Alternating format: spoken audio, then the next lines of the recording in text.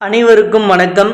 தமிழால் இணைந்த கரங்கள் தமிழ் துறையிலிருந்து சிக்கனம் எவ்வாறு இருக்க வேண்டும் என்பதை உவமை கவிஞர் சுரதா அவர்கள் ஒரு கவிதையின் மூலமாக சொல்கிறார்.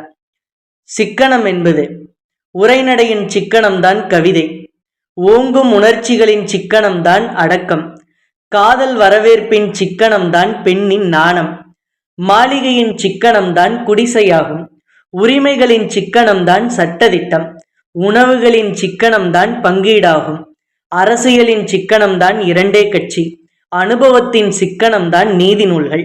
எப்படியும் வாழ்வதுதான் வாழ்க்கை என்று வாழ்பவன் பொறுப்பற்ற மனிதனாவான்.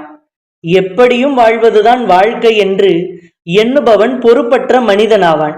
இப்படிதான் நாம் வாழ வேண்டும் என்றே எண்ணுபவன் சமூகத்தில் உயர்ந்தோராவான். உப்பாக இருந்தாலும் நீராக இருந்தாலும் உப்பாக இருந்தாலும் நீராக இருந்தாலும் உபயோகப்படுத்துவதில் அளவு வேண்டும்.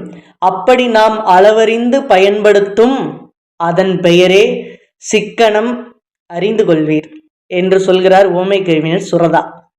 நன்றி.